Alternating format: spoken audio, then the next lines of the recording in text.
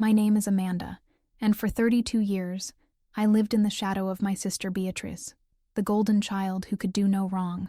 When she was seriously injured in that terrible accident, everyone expected me to say something beautiful at her bedside ceremony when she woke up from her coma. Instead, my words became an emotional explosion that shocked our entire family. Little did I know that one stranger in the back of that hospital room would change my life forever. If you're enjoying this story, please subscribe to our channel and let me know in the comments which city you're watching from.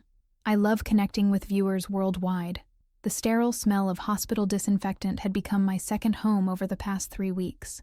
I sat in the uncomfortable plastic chair beside Beatrice's bed, watching her chest rise and fall with mechanical precision, the ventilator doing the work her body couldn't manage on its own. The doctors said she was stable now, that the worst was behind us. But looking at my sister's pale face against the white pillows, I wondered if the Beatrice we all knew would ever truly return. Our parents had organized what they called a celebration of life ceremony right there in her hospital room. Not a funeral. God forbid anyone should suggest such a thing, but a gathering where family and friends could share their love and hopes for Beatrice's recovery. They decorated the sterile space with her favorite flowers, hung photos of her achievements on the walls, and invited everyone who mattered in her life to speak from the heart. "It's what she would want," my mother had insisted, her voice carrying that familiar tone that brooked no argument. Beatrice always loved being surrounded by people who adored her. This will help her healing process. I watched as speaker after speaker took their turn at the small podium they'd set up near the window. Beatrice's law school professors spoke about her brilliant legal mind and her passion for social justice. Her colleagues from the prestigious firm where she worked as a partner shared stories about her dedication and leadership. Friends recounted memories of her generosity, her quick wit, her ability to light up any room she entered. Each word was true. Each memory was genuine, and each one made me feel smaller and more invisible than the last. Beatrice had always been the star of our family constellation. 3 years older than me, she'd blazed through life with a confidence and purpose that seemed to come as naturally as breathing. While I struggled through community college and bounced between retail jobs, she graduated summa cum laude from Harvard Law and landed a position at one of the city's most exclusive firms before her 25th birthday. When our parents introduced us to people, it was always, "This is our daughter Beatrice, the lawyer, and this is Amanda." The pause before my name had become so familiar I barely noticed it anymore, though it still stung like a paper cut, small but persistent. "Amanda, would you like to say something?" my mother asked, her voice gentle but expectant. The room had grown quiet, 30 pairs of eyes turning toward me with polite attention. I could feel the weight of their collective assumption that I would offer something brief and appropriate, something that wouldn't overshadow the more eloquent tributes that had come before. I stood on unsteady legs, my hands trembling as I approached the makeshift podium. The words I'd carefully prepared the night before, safe, generic sentiments about sisterly love and hope for recovery, suddenly felt as artificial as the flowers arranged around the room. Looking down at Beatrice's peaceful face, something inside me cracked open like an egg hitting concrete. "Everyone has shared such beautiful memories about my sister," I began, my voice barely above a whisper. "You've talked about her brilliance, her success, her incredible achievements, and it's all true. Beatrice is remarkable. She's everything a daughter, a sister, a colleague should be." I paused, feeling tears gather in my eyes. But I need to say something that maybe no one else will. For 32 years, I've lived in the shadow of this remarkable woman. I've watched everyone light up when she walked into a room, while barely noticing when I entered or left. I've heard my parents' friends ask about the successful daughter, and then remember, almost as an afterthought, that there's another one. The silence in the room shifted from polite attention to uncomfortable tension.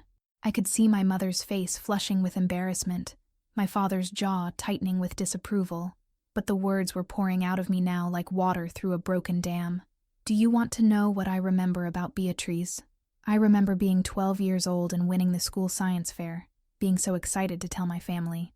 But Beatrice had just received early admission to Harvard, so my little blue ribbon got lost in the celebration. I remember working 3 jobs to put myself through community college, while everyone talked about how proud they were of Beatrice's law review article. My voice was rising now, months and years of swallowed feelings demanding their moment in the light. I remember every family dinner where the conversation centered on her cases, her promotions, her latest achievement. while I sat there invisible, my own small accomplishments never quite worthy of discussion. "Amanda," my mother hissed, mortification evident in every syllable. "This isn't the time or place." "When is the time?" I shot back, tears streaming down my face now. "When do I get to exist as more than just Beatrice's shadow? When do I get to matter?" The room was so quiet I could hear the mechanical wheeze of the ventilator, the distant sound of nurses moving through the hallway. Everyone stared at me as if I'd stripped naked in front of them, their faces showing varying degrees of shock, disapproval, and secondhand embarrassment.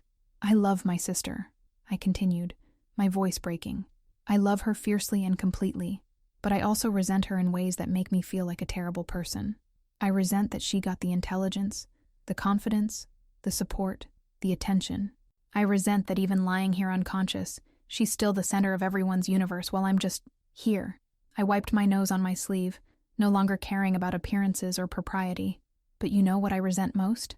I resent that I've let myself disappear. I've let myself become so small and invisible that even I don't know who Amanda is anymore.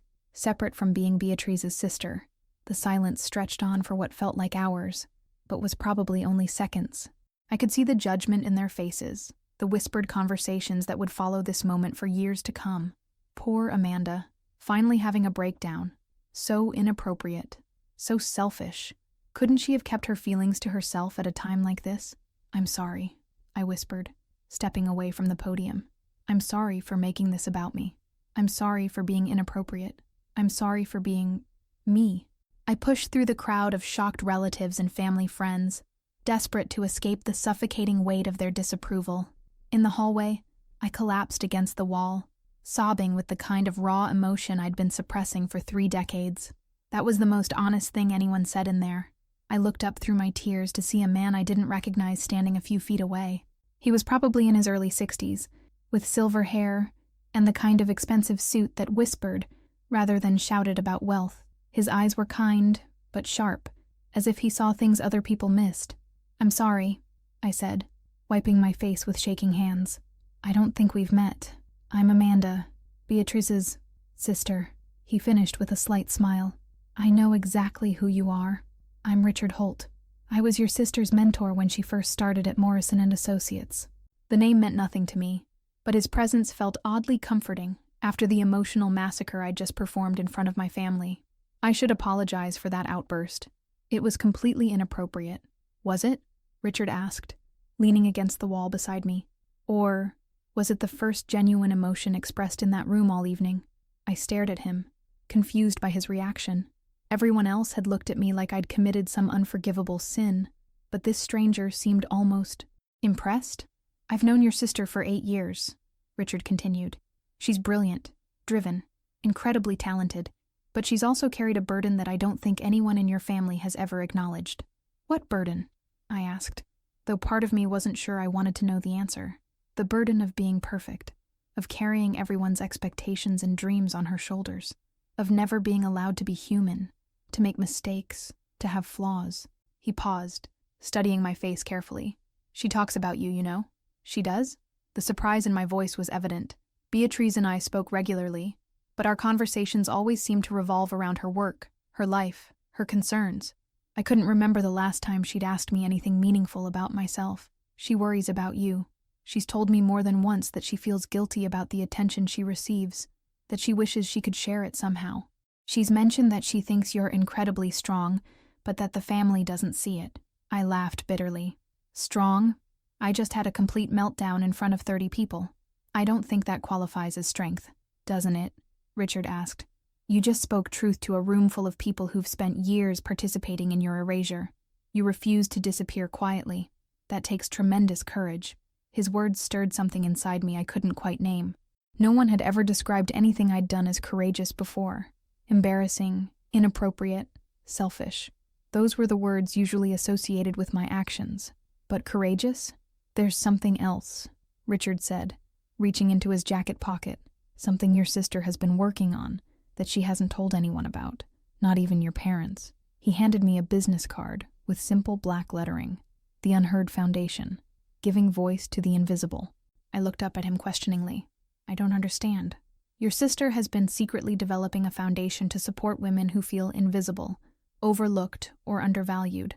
Women who've been told they're too emotional or too much or simply not enough. She wanted to create scholarships, mentorship programs, job training opportunities, ways to help women find and use their voices. The irony wasn't lost on me.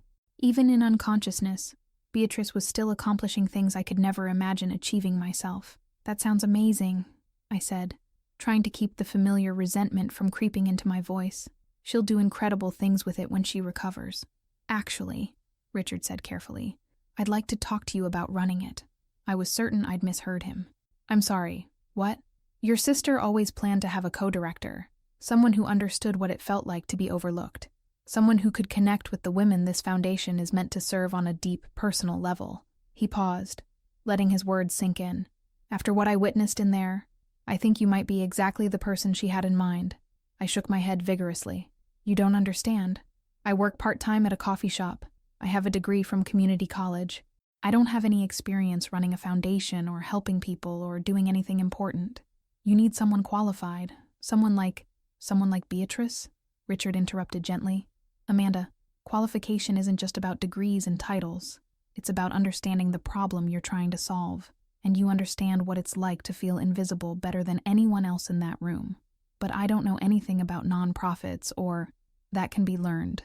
What can't be learned is authenticity, and you have that in abundance." He pulled out another card, this one with his personal information. "Think about it. The foundation has significant funding already in place. You'd have a full staff, experienced advisors, all the support you need. But most importantly, you'd have the chance to make sure other women don't spend 32 years feeling the way you felt." I stared at the cards in my hand as if they might disappear if I blinked. This had to be some kind of mistake, some cosmic joke. People like me didn't get offered opportunities like this. People like me collected coffee orders and cleaned tables and went home to empty apartments where nobody expected anything of them. "Why?" I whispered. "Why would you trust someone like me with something so important?" Richard smiled, and for the first time all day, someone looked at me and saw something valuable. "Because someone like you is exactly who this foundation is meant to serve. And sometimes the best person to solve a problem is someone who's lived it." The next morning, I sat in my tiny studio apartment staring at Richard's business cards spread across my kitchen table like tarot cards promising an impossible future. The events of the previous evening felt surreal, as if they'd happened to someone else entirely. Had I really broken down in front of my entire family? Had a stranger really offered me the chance to run a foundation? My phone had been buzzing all morning with texts from family members, but I couldn't bring myself to read them. I could imagine what they said: disappointment, embarrassment, concern for my mental health. My mother had probably spent the night fielding phone calls from relatives asking if I was having some kind of breakdown. Maybe I was. I made coffee in the single cup maker that was the only appliance that fit in my narrow kitchen, and tried to process what Richard had told me about Beatrice, a foundation for invisible women. Had she really been thinking about people like me when she developed this idea? Or was this just another way for her to be the savior, the successful sister who rescued the damaged one from her pitiful existence? The bitter thought surprised me with its viciousness. Even when someone offered me an incredible opportunity, my first instinct was to assume it was really about Beatrice's greatness, rather than my potential. Richard had given me his direct number and told me to call when I was ready to discuss the details. I picked up my phone 3 different times before noon, then set it back down each time. What would I say? "Thank you for the charity offer, but I'm not qualified to help anyone when I can barely help myself." Around 2 o'clock, my buzzing phone finally wore down my resistance, but instead of another family member expressing their concern about my episode, it was an unknown number. "Amanda, this is Sarah Chen from Morrison & Associates. I work with your sister." I recognized the name. Beatrice had mentioned Sarah several times as one of her most trusted colleagues. "Oh, hi. How are things at the firm?" "That's actually why I'm calling. Richard Holt contacted me this morning about a conversation you two had. He said you might be interested in discussing Beatrice's foundation project." My heart started racing. "He talked to you about that?" "Amanda, I hope you don't mind me being direct, but I think what you said yesterday was incredibly brave. I was there, in the hospital room. I saw how you spoke your truth even when it was difficult." I nearly dropped the phone. "You were there? I didn't see you." "I was in the back, near the door. I had to leave early for a client meeting. But I heard what you said about feeling invisible, about living in your sister's shadow." Sarah paused. I want you to know that your sister has talked about you many times. She's mentioned that she worries about you, that she feels guilty about the attention she receives. This was the second person in 24 hours to tell me that Beatrice thought about me, worried about me. It felt impossible to reconcile with my lifelong experience of being an afterthought. Sarah, can I ask you something? Did Beatrice really develop this foundation idea herself, or did someone suggest it to her? She's been working on it for over a year, Sarah said without hesitation. She came to me 6 months ago asking for legal advice about nonprofit structures. She was passionate about it, Amanda. She said she'd met too many women who felt like their voices didn't matter, who'd been convinced they had nothing valuable to contribute. The words hit me like a physical blow. How many conversations had Beatrice and I had where I'd dismissed my own thoughts, minimized my own experiences, apologized for taking up space? Had she been watching me disappear in real time, documenting my invisibility for her foundation research? The thing is, Sarah continued, she always said she wanted a co-director who really understood the target population, someone who could connect with these women authentically, not from a position of privilege or academic distance. But I don't have any experience. Experience doing what? Understanding what it feels like to be overlooked? Feeling like your voice doesn't matter? Amanda, you're probably the most qualified person in the city for this position. After I hung up with Sarah, I found myself walking aimlessly through my neighborhood, trying to process emotions I couldn't name. The idea that Beatrice had been aware of my pain, had perhaps even been inspired by it to create something meaningful, shifted my understanding of our relationship in ways I wasn't prepared for. I thought about all the times I'd felt invisible at family gatherings, all the moments when my small accomplishments had been overshadowed by her major ones. Had she noticed? Had she felt as helpless to change the dynamic as I had? My phone rang again as I was passing the coffee shop where I worked part-time. My manager, Janet, was probably calling to ask if I could cover someone's shift. I almost didn't answer, but something made me glance at the screen. Richard Holt. Amanda, I hope I'm not being presumptuous by calling so soon. I wanted to give you some additional information that might help with your decision. Mr. Holt, I appreciate the offer, but I really don't think... The foundation has an initial endowment of $12 million, he said, cutting off my protest.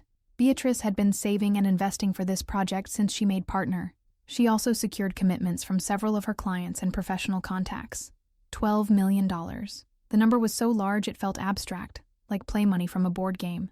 That's incredible. It is. And it means this foundation can make a real difference in thousands of women's lives, but only if it's run by someone who truly understands the mission. He paused. Amanda, I've been in business for 40 years. I've learned to recognize authenticity when I see it. What you did yesterday wasn't inappropriate. It was necessary. You said what needed to be said. But everyone was horrified. My family thinks I had some kind of breakdown. Your family has been unconsciously participating in your erasure for decades. Of course they were uncomfortable when you refused to disappear quietly. His voice carried a note of steel that suggested he'd dealt with difficult family dynamics before. Sometimes the people who love us the most are the least equipped to see us clearly. That evening, I sat in Beatrice's hospital room alone. The celebration decorations had been removed, leaving the space sterile and quiet, except for the steady rhythm of the machines keeping her stable. I studied her face, looking for some sign of the sister who apparently thought about me more than I'd ever realized. I don't know what to do, I whispered to her unconscious form. Everyone thinks I'm crazy for what I said yesterday. Mom has called me 6 times to discuss my emotional state. Dad left a voicemail about family loyalty and appropriate behavior. I reached for her hand, careful not to disturb the IV lines. Her skin was warm, which the doctors said was a good sign. But Richard says you were building something for people like me, people who feel invisible. And I keep thinking, what if this is my chance to finally matter? What if this is my opportunity to help other women feel less alone? A nurse appeared in the doorway, checking to make sure I wasn't disturbing any equipment. I smiled at her and turned back to Beatrice. Sarah Chen called me today. She said you've been working on this foundation for over a year, that you were passionate about it. She also said you always planned to have a co-director who understood what it felt like to be overlooked. I squeezed her hand gently. Did you think about me when you were developing this idea? Did you see how invisible I felt? Of course, she couldn't answer. But somehow, sitting there in the quiet room with my brilliant, successful, unconscious sister, I began to feel something I hadn't experienced in years. Possibility. The next morning, I called Richard Holt and told him I wanted to learn more about the foundation. Not that I was accepting his offer, I was careful to clarify that, but that I was open to understanding what would be involved. "Excellent," he said, and I could hear the smile in his voice. "Can you meet me at my office this afternoon? I'd like to show you what Beatrice has been working on." Richard's office occupied the top floor of a downtown building with floor-to-ceiling windows that offered a panoramic view of the city. The space was elegant, but not ostentatious, decorated with modern art and comfortable seating that invited conversation rather than intimidation. "Please sit," he said, gesturing to a leather chair across from his desk. "I want to show you something your sister created." He handed me a thick folder labeled The Unheard Foundation, Mission and Vision. Inside were detailed plans, budget projections, program outlines, and something that made my breath catch, a handwritten letter in Beatrice's familiar script. "She wrote this 6 months ago," Richard explained. "I think you should read it." The letter was addressed to my future co-director, and as I read it, I felt my worldview shifting like tectonic plates finding new alignment. To whoever reads this letter, you are probably someone who understands what it feels like to be invisible. You've likely spent years feeling like your voice doesn't matter, like your experiences aren't valid, like you're somehow less than the people around you. You might even be someone I know personally, someone I love who has suffered in silence while I received attention and accolades. I want you to know that I see you. I see your strength, even when you don't recognize it yourself. I see your wisdom, even when others dismiss it. I see your potential, even when you've been convinced you don't have any. This foundation exists because women like you deserve better. You deserve to be heard, valued, supported, and celebrated. You deserve opportunities to grow and lead and make a difference in the world. Most importantly, you deserve to know that your voice matters. I had to stop reading because tears were blurring my vision. Beatrice had written these words months before her accident, but they felt like a message directly to me, sitting in this office, facing this impossible decision. "She knew," I whispered. "She knew how I felt." "She's always known," Richard said gently. "The question is, what are you going to do with that knowledge?" Over the next hour, Richard walked me through the Foundation's planned programs. Scholarships for women returning to school after long absences. Job training programs for those who'd been out of the workforce. Mentorship opportunities connecting successful women with those who needed guidance and support.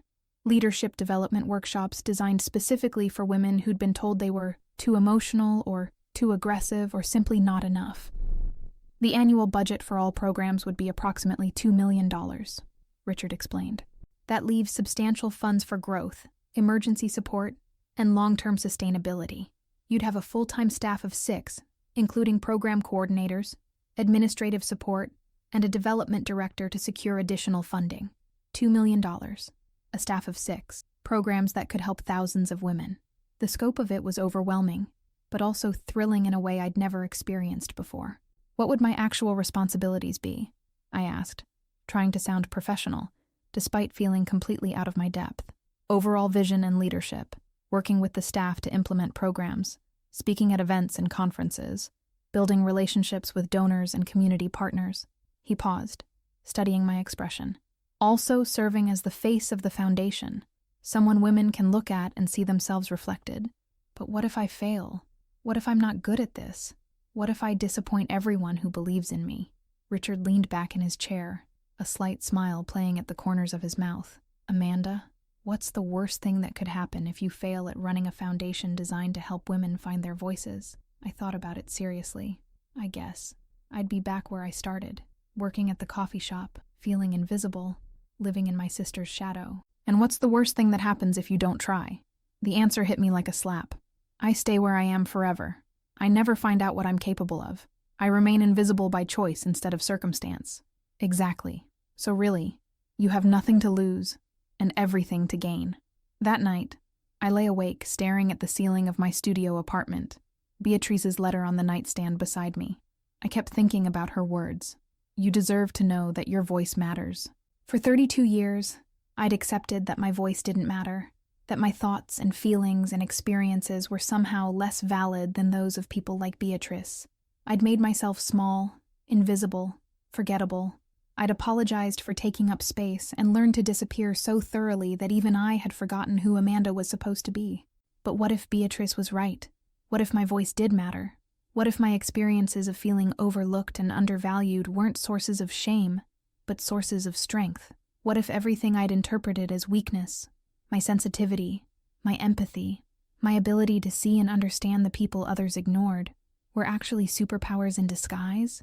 I picked up my phone and scrolled through the concerned messages from my family.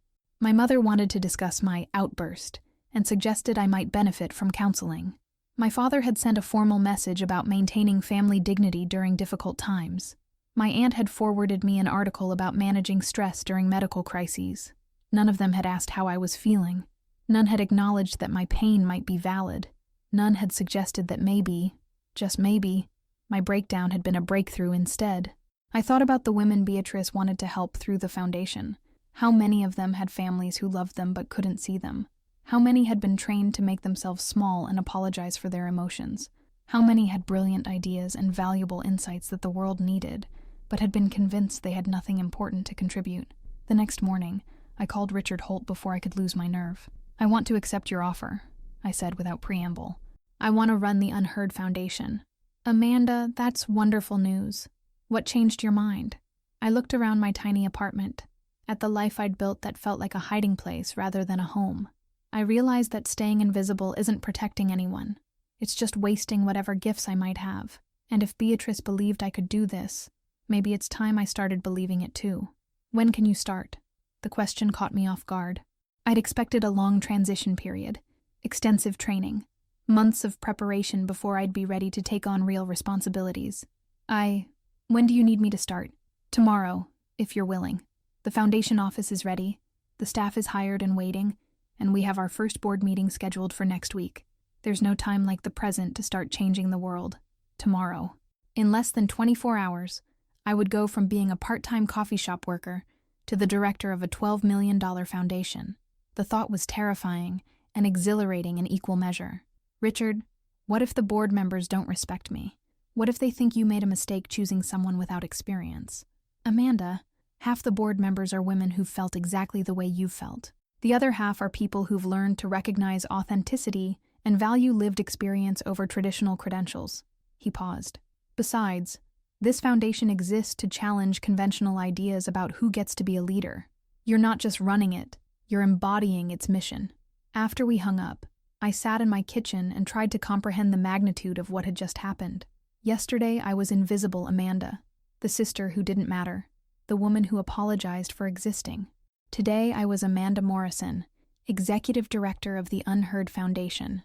I called my manager at the coffee shop to give my notice, a conversation that lasted less than 2 minutes and felt surreal in its simplicity. 3 years of early morning shifts and difficult customers ended with a brief phone call. Then I did something I'd never done before. I called my mother and told her about my new position before she could launch into another discussion about my inappropriate behavior at the hospital. "You're running a foundation?" she said, her voice carrying a mixture of surprise and skepticism. "Amanda, honey, are you sure this is a good idea? You don't have any experience with that kind of responsibility." "I have 32 years of experience being overlooked," I said, surprised by the firmness in my own voice. "Apparently, that's exactly the kind of experience this foundation needs. But what will people think? What if you fail? What if—" "Mom," I interrupted, something I'd never done before in my life. "For once, I'm not going to worry about what other people think. I'm going to worry about what I think. And I think this is exactly what I'm supposed to be doing." The silence on the other end of the line stretched long enough that I wondered if the call had been dropped. Finally, my mother spoke again, her voice softer than before. "Your sister always said you were stronger than you looked." "She did? She said you had a gift for seeing people who felt invisible, for making them feel valued. She said she envied that about you. Beatrice envied something about me. The idea was so foreign I could barely process it. She never told me that." "You girls never talked to each other about the important things," my mother said with a sigh. "You were both so busy protecting your feelings that you never shared them." That evening, I returned to Beatrice's hospital room with a different purpose. Instead of sitting in confused silence, I had something to tell her. "I accepted the position," I said, pulling my chair close to her bed. "I'm going to run your foundation. Richard thinks I'm qualified, and for the first time in my life, I'm starting to believe that maybe I am." I smoothed the blanket over her still form, careful not to disturb the medical equipment that monitored her progress. "I want you to know that I'm not doing this to compete with you or to prove that I'm as good as you are. I'm doing it because I finally understand that we don't have to be the same kind of person to both be valuable. The words felt revolutionary as I spoke them. My entire life had been shaped by the assumption that there was only one way to be successful, one way to matter, one way to deserve attention and respect. Beatrice's way. But maybe there was room in the world for different kinds of strength, different kinds of intelligence, different kinds of leadership. I used to think you got all the good qualities and I got what was left over, I continued. But maybe we just got different gifts. Maybe your gift is brilliance and achievement and breaking barriers, and maybe my gift is seeing people who feel invisible and helping them remember their worth. I stayed with her for another hour, telling her about the foundation's plans, about the women we would help, about the programs we would create. For the first time in our relationship, I felt like I had something valuable to contribute to the conversation, even though she couldn't respond. "I promise I'll make you proud," I whispered as I prepared to leave. "And I promise I'll make sure every woman who walks through our doors knows that her voice matters." My first day as executive director of the Unheard Foundation began at 8 o'clock on a Monday morning in a converted brownstone in the Arts District downtown. The building had been completely renovated, with bright, welcoming spaces designed to feel more like a community center than a traditional office. Richard met me at the front door with a cup of coffee and a smile that suggested he was as excited as I was nervous, ready to change some lives. The staff was small, but experienced, each person carefully chosen for their combination of professional skills and personal understanding of the Foundation's mission. There was Maria Santos, our program coordinator, who'd returned to school at 38 after her divorce and understood the challenges of starting over. James Chen, Sarah's brother it turned out, served as our development director, bringing years of fundraising experience and a passion for social justice. Lisa Park managed our administrative operations with the efficiency of someone who'd learned to make limited resources stretch as far as possible. Each staff member had their own story of overcoming invisibility, of finding their voice despite circumstances that had tried to silence them. As we sat around the conference table for our first official meeting, I realized I wasn't just managing employees. I was joining a community of people who understood what it meant to fight for recognition and value. Our first program launch is the Scholarship Initiative, Maria explained, sliding a folder across the table to me. "We've received over 200 applications from women who want to return to school but lack the financial resources. The stories are incredible, Amanda. These women have so much potential, but they've been convinced they've missed their chance." I opened the folder and began reading. Single mothers who'd put their education on hold to raise children. Women who'd left school to care for aging parents. Those who'd been discouraged from pursuing their dreams by families, or partners who believed women shouldn't prioritize their own goals. "How many scholarships can we fund this year?" I asked. "With our current budget, we planned for 20 full scholarships," James replied. "But if we're strategic about partnerships with local colleges, we might be able to stretch that to 30. "What if we did 50? I asked, the words surprising even me. "What would that require?" The room went quiet. Lisa consulted her calculator. Maria reviewed her program notes, and James pulled out his laptop to run some numbers. "It would require additional fundraising," James said finally. "But it's not impossible. If we could secure a few major donors, if we partnered with businesses looking for tax benefits, if we applied for some grants, then let's do it," I said, feeling a rush of certainty I'd never experienced before. "Let's find a way to help 50 women instead of 20. These women have been waiting long enough." Over the following weeks, I threw myself into the work with an intensity that surprised everyone, including myself. I met with potential donors, visited partner organizations, and most importantly, I started meeting with the women our programs were designed to serve. Each conversation reinforced what I'd learned about the power of being truly seen and heard. There was Carmen, a 42-year-old woman who'd always dreamed of becoming a nurse but had been told by her ex-husband that she was too stupid for medical school. There was Jennifer, a 28-year-old artist who'd given up painting when her family convinced her it wasn't a real career.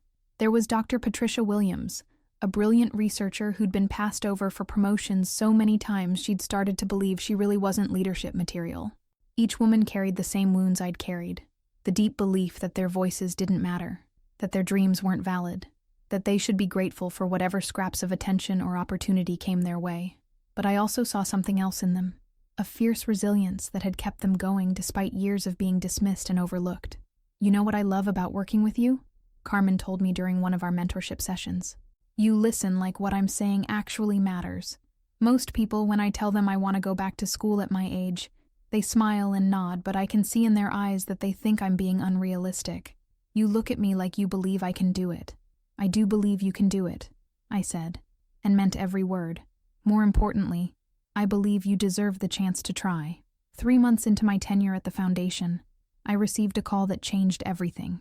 Beatrice had woken up. I raced to the hospital, my heart pounding with a mixture of relief, joy, and something that felt surprisingly like anxiety. For 3 months, I'd been building a life and identity separate from being Beatrice's shadow. I'd been making decisions, leading a team, changing lives. What would happen when she returned to consciousness? Would I slip back into invisibility now that the real star of the family was awake? I found her sitting up in bed, looking pale and thin, but unmistakably alive and aware. Our parents were there, of course, along with several of her colleagues from the law firm. Everyone was talking at once, updating her on everything she'd missed, expressing their relief and joy at her recovery. When she saw me in the doorway, Beatrice's face lit up with a smile that was pure sisterly love, uncomplicated by the competitive undercurrents I'd always imagined existed between us. "Amanda," she said, her voice hoarse from weeks of intubation, but strong with emotion. "Come here." I approached her bed cautiously, suddenly feeling like that 12-year-old girl with the science fair ribbon, afraid my good news would be overshadowed by something more important. "Richard told me what you've been doing," Beatrice said, reaching for my hand. "He said you've been incredible, that the foundation is exceeding every goal we set. You talked to Richard already? He was here this morning.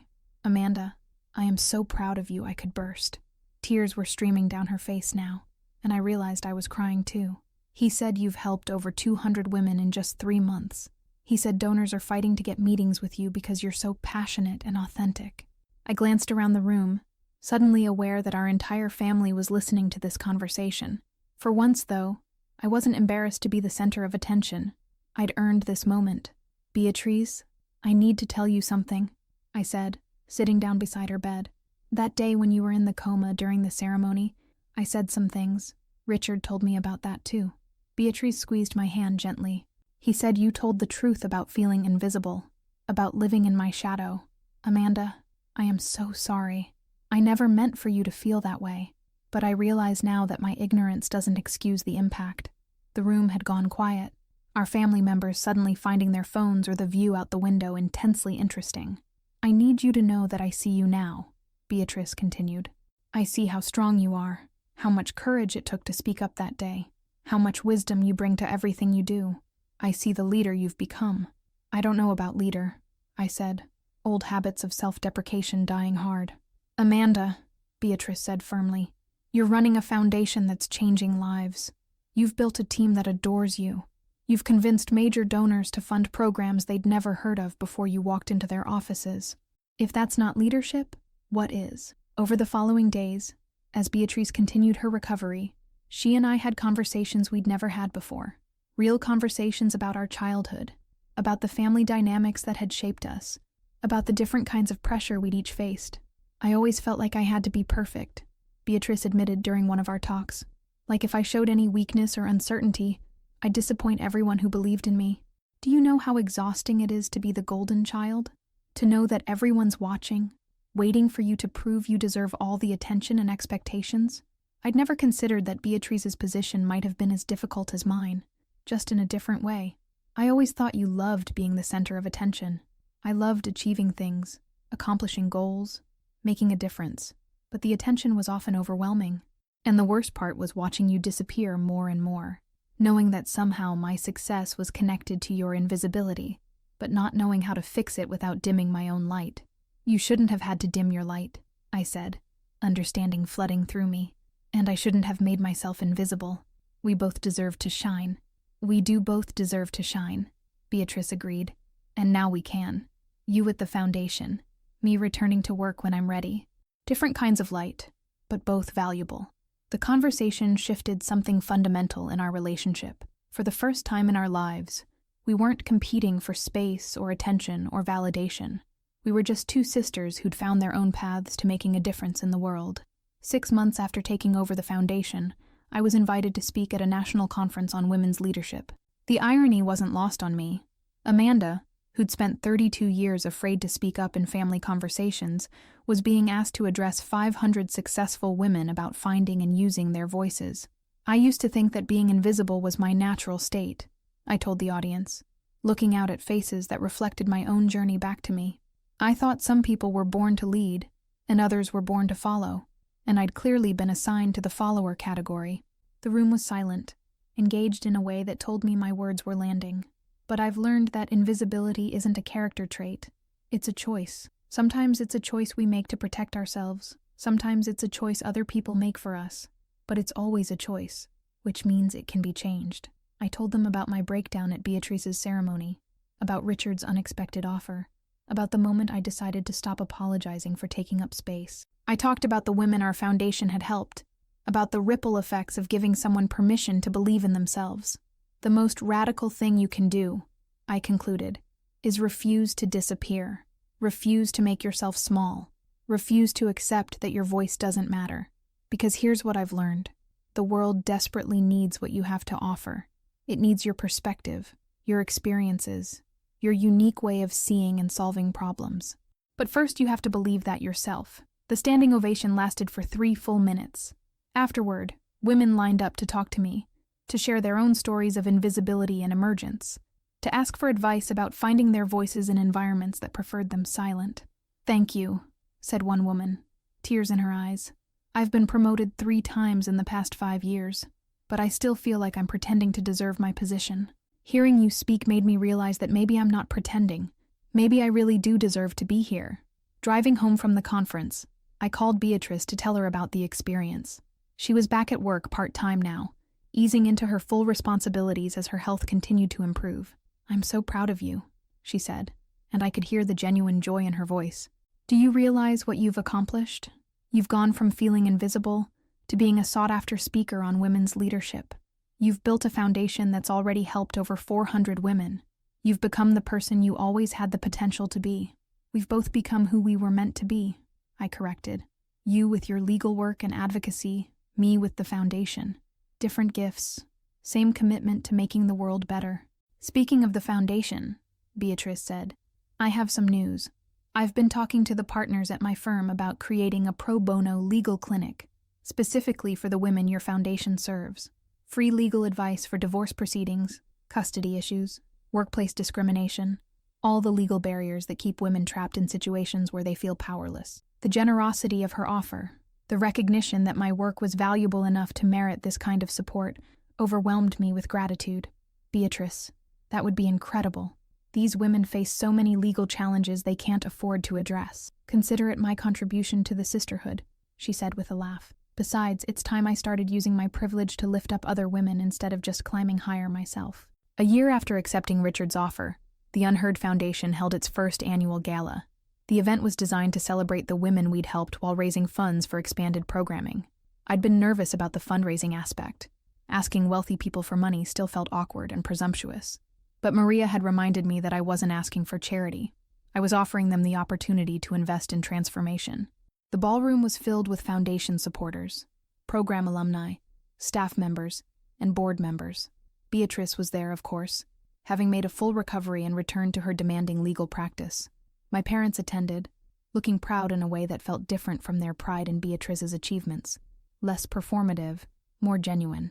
But the guests who mattered most to me were the women whose lives had been changed by our programs. Carmen, who'd just graduated from nursing school with highest honors. Jennifer, whose art was being featured in galleries across the city. Dr. Patricia Williams, who'd been promoted to department head at her research institution.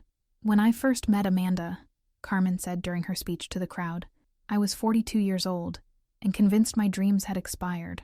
I thought I was too old, too uneducated, too much of a lost cause to become a nurse. But Amanda looked at me and saw potential I couldn't see in myself. She didn't just give me a scholarship.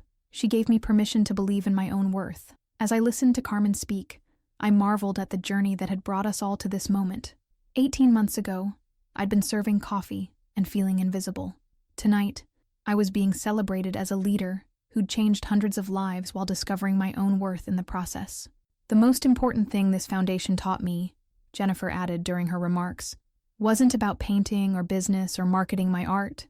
It was about taking up space unapologetically, about believing that my creativity matters, that my voice deserves to be heard, that I have something valuable to contribute to the world.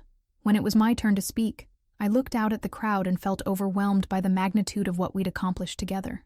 But more than that, I felt proud, genuinely, unapologetically proud of the work we'd done and the woman I'd become. 18 months ago, I stood in a hospital room and told my family and friends that I'd spent my entire life feeling invisible. I began. I was embarrassed by that outburst, ashamed of my inability to control my emotions, convinced that I'd revealed myself to be exactly as weak and inappropriate as I'd always feared. I paused, making eye contact with faces throughout the crowd. But that breakdown was actually a breakthrough. It was the moment I stopped accepting invisibility as my natural state and started fighting for my right to be seen, heard, and valued. I talked about the women who'd inspired me, the staff members who'd taught me, the donors who'd believed in our mission before we'd proven its worth. I talked about Beatrice's vision and Richard's faith, and the way that sometimes the most transformative opportunities come disguised as terrifying challenges. The Unheard Foundation exists because every woman deserves to know that her voice matters, I concluded, that her experiences are valid, her dreams are worthy of pursuit, her contributions are valuable. We exist to remind women that they don't have to choose between being loved and being honest, between being accepted and being authentic, between being nice and being heard. The applause was thunderous, but what moved me most was seeing the faces in the crowd, women who recognized themselves in my story, who saw their own journey from invisibility to empowerment reflected in the Foundation's work. After the formal program ended, Richard approached me with a glass of champagne and a smile that suggested he had something important to say. "Amanda, I have a proposition for you," he said, his eyes twinkling with the same mischief I'd seen that first day in the hospital corridor. "How would you feel about expanding the Foundation nationally?" "Nationally?" I repeated, certain I'd misheard him. "We've had inquiries from women's organizations in 12 different cities asking if we'd consider opening satellite offices. The model is clearly replicable, and you've proven that this approach works." He paused, studying my expression. "It would mean a significantly larger budget, more staff, travel for training and oversight. Are you interested?" I thought about Carmen and Jennifer and Dr. Williams and the hundreds of other women who'd found their voices through our programs. Then I thought about all the women in other cities who were still waiting for someone to see them, to believe in them, to give them permission to believe in themselves. "Yes," I said without hesitation. "Let's help women find their voices everywhere." 2 years later, the Unheard Foundation operated in 15 cities across the country, had helped over 2,000 women pursue education and career goals, and had become a model for other organizations working to address systemic invisibility and marginalization. I'd been featured on magazine covers, invited to speak at international conferences, and appointed to several boards addressing women's issues. But the recognition that meant the most to me came from an unexpected source. During a family dinner celebrating my father's birthday, my mother stood up to make a toast. These occasions had always centered on Beatrice's latest achievement, or my father's business success. I prepared myself for another evening of polite invisibility. "I want to talk about my daughter Amanda," my mother said, raising her glass toward me. "For too many years, we failed to see the incredible woman she was becoming. We were so focused on celebrating one kind of success that we missed recognizing another equally valuable kind of strength." The dining room was silent, except for the soft clink of glasses and silverware. "Amanda, you've taught us that there are many ways to change the world, many ways to be brilliant, many ways to make a difference. You've shown us that sometimes the most important voices are the ones we haven't been listening to." My mother's voice was thick with emotion. "I'm sorry it took us so long to truly see you, and I'm proud, so incredibly proud, of the woman you've become." As my family raised their glasses in a toast to me, I felt something shift inside my chest. The little girl who'd carried a blue ribbon science fair award and waited desperately to be seen finally felt fully visible, fully valued, fully heard. After dinner, Beatrice and I sat on our parents' back porch, sharing a bottle of wine and watching the stars emerge in the darkening sky. "Do you ever think about how different things would have been if I hadn't had that accident?" Beatrice asked. "If Richard had never heard you speak at the hospital ceremony?" I considered the question seriously. I think I would have stayed invisible for a lot longer, maybe forever, but I also think that eventually, something would have forced me to find my voice. The foundation just gave me a reason to stop hiding. I'm glad it happened the way it did, Beatrice said. Not the accident part, obviously, but the part where you finally realized how incredible you are. The part where you stopped apologizing for taking up space. I'm glad too, I said, meaning it completely. For the first time in my life, I'm not living in anyone's shadow. I'm creating my own light. We sat in comfortable silence, two sisters who'd finally learned that there was room in the world for both of their different kinds of brilliance. 5 years after that emotional breakdown in a hospital room, I stood before a crowd of 10,000 women at the National Women's Leadership Summit. The Unheard Foundation had grown beyond anything Richard or Beatrice or I had originally envisioned, with programs in 30 cities and partnerships with major corporations committed to amplifying women's voices. I want to tell you about the most important thing I've learned in this work, I said, my voice carrying clearly through the vast auditorium. For most of my life, I believed that there was only limited space for women to be successful, to be heard, to matter. I thought that if someone else was shining brightly, there wasn't room for my light too. The audience was completely silent, thousands of women leaning forward to catch every word. But here's what I know now. There is infinite space for women to be brilliant, successful, heard, and valued. Your success doesn't diminish mine. My voice doesn't compete with yours.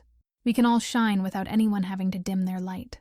I thought about Carmen, now working as a nurse practitioner and mentoring other women returning to healthcare careers. About Jennifer, whose art studio employed 6 other artists and whose work was featured in museums nationally. About Dr. Williams, who'd been elected to lead a major medical research foundation. The most radical thing we can do is refuse to accept invisibility, for ourselves or for each other. We can insist that all women's voices matter, that all women's experiences are valid, that all women deserve the chance to pursue their dreams without apology or explanation. The standing ovation lasted for 8 minutes, but more than the applause, I was moved by the faces in the crowd.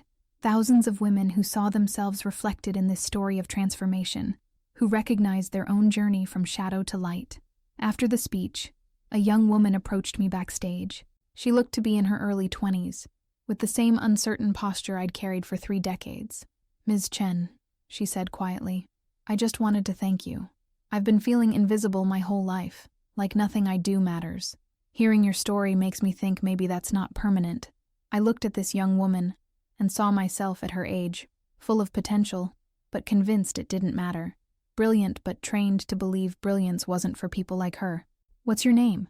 I asked. "Sarah. Sarah Martinez." "Sarah, I want you to know something. Your voice matters. Your experiences matter. Your dreams matter. And if anyone has convinced you otherwise, they're wrong." I handed her my business card. "Call me. Let's talk about how to help you find your voice." As I watched Sarah walk away, her posture a little straighter than when she'd approached me, I understood that this was how change really happened.